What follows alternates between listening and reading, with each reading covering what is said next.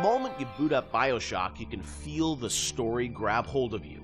A plane crashes at sea, a mysterious lighthouse, a sprawling city beneath the ocean. Hooking the player from the first touch without overwhelming him with convoluted RPG mechanics was key to the success of the game and the skillful ramping up of Bioshock's legendary gameplay.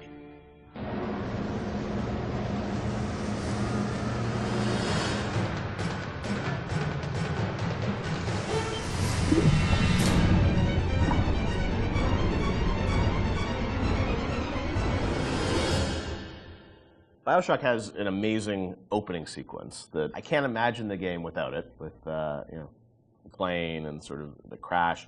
But I understand that didn't come online until like the very end of development. Sean, is that true? We had a couple of really depressing playtests. We had built all these systems. We thought we were doing a good job of like giving basically people a playground to play with and things to do. And when we had a playtest, we didn't realize how bad of a job we were doing in exposing those systems to the player, because we were so in these systems and in our own heads, we had no idea that we just weren't facing them towards the player at all. So after that playtest, we took a long, cold look at what we were doing and realized that we had to introduce we were confident enough in the systems that they were going to be fun and meaningful to the player, but we really had to think about how we were going to introduce these systems to the player, and in such a way that they understand why the systems were there. Like, you can't ship a README file with the game and expect people to read it. Like, it has to be part of the experience. So the challenge is, how do you introduce people to these systems, but do it in such a way that it fits within the narrative? So we had to integrate all of these things into the story cleanly so that the player felt like it was one smooth experience. And I think the zap 'em and whack 'em thing was one of those. And the 1-2 punch. Yeah, the 1-2 punch that came out of that. The plane sequence at the beginning, I heard a story that like a programmer put that together in like a day or two, and it was a very last minute thing, right? It was. So we had done a focus test, and we had it was one of the most depressing experiences of my life, because we were very close to being finished, and it was basically giving people what essentially became the demo, and people played it, and it was in Boston, and we were sort of behind these glass windows. All these sort of Boston guys are like, this is a wicked piece of shit. They hated it, and they were making fun of it, and they were saying, it's like watching some guys and dolls beating each other up, and it's the stupidest thing they've ever seen.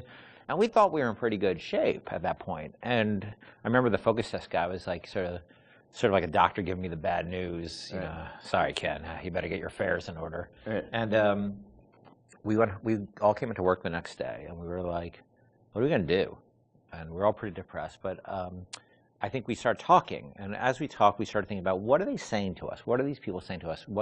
We think there's something there.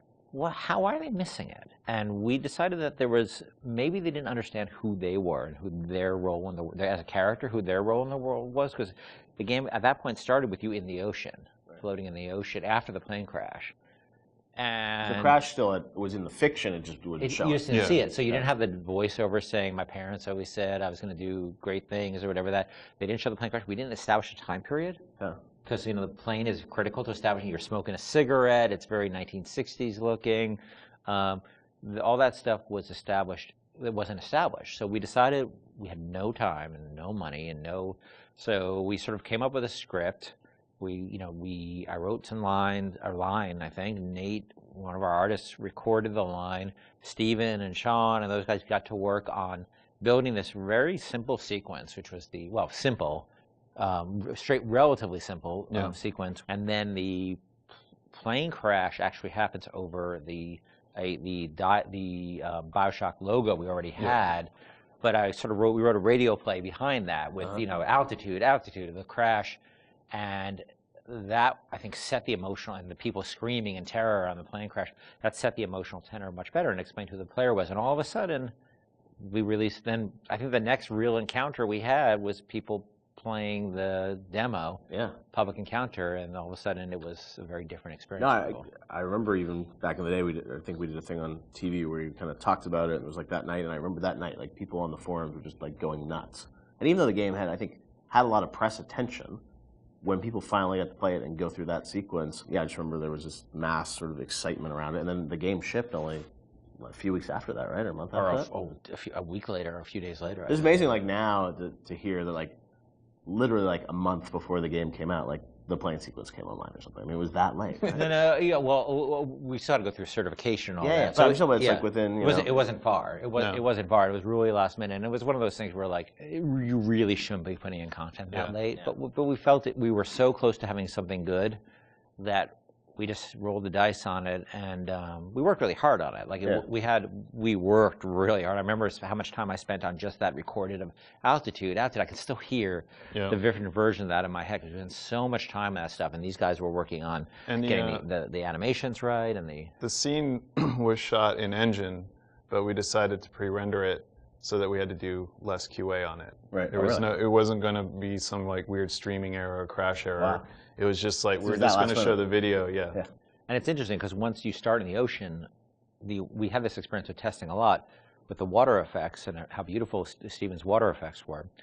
People didn't realize they were out of a cutscene at that point. And so they would just sit there and stare, and then they pick up the controller. And they pick up the controller, and all of a sudden they realize they were controlling things. But that, as Sean said, that part of the plane is not actually interactive. It was done in the engine, but we just filmed it. Now, as people were playing through the game and you were testing it, I'm sure there was debate about, when would you introduce these plasmids, what would the ramp be? Did that change at all, sort of as you got towards the end of development, about like, oh, we're going to give people the gun at this point, or it's like we're going to trigger these plasmids at this point? Like, how did that work? So, like, we moved guns around. Like, for instance, there was a big debate about, originally you found a gun in the lighthouse, a pistol in the lighthouse. Oh, in the very right beginning. there, yeah. And because it's a shooter, right? Like, what the hell? And we had a lot of debates about it, and I feel that it was important that we didn't do that, because the fact that you sort of go through a lot of the experience without having the distraction of a gun is important to getting you immersed in the world. Because when you have all you have is a hammer, everything looks like a nail, right? But you don't have the hammer, so you just sort of had to take in the world and have that feeling of fear. And like, I know when you saw that splicer bounding around on the ceiling, that you couldn't do anything about it, and that had even though that's those are those moments, right? Like I remember when I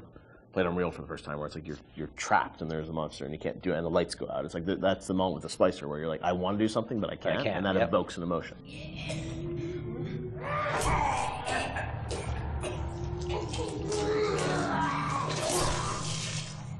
I remember we kept, moving where the machine gun appeared around and where various plasmids appeared around. It was a real. It's a real fine-tuning process. Yeah, and it gave us an opportunity, like especially with the shotgun, to really present the weapons, like put some space between them.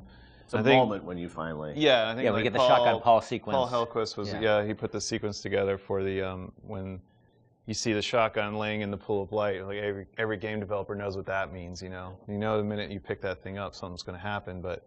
It was still a very effective way, as I'm remembering it, to, oh look, I've been waiting for this thing, I'm going to pick it up, and now you have an immediate opportunity to use it. But at the same time, we're trying to ramp up the tension level by having the splicers kind of on the outside of the light, so you can't really see them, and then coming in one at a time and attacking you.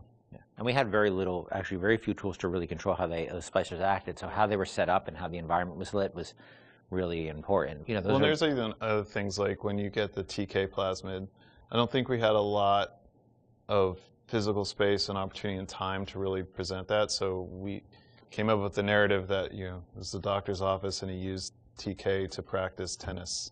And we had the turret in there that threw tennis balls at you.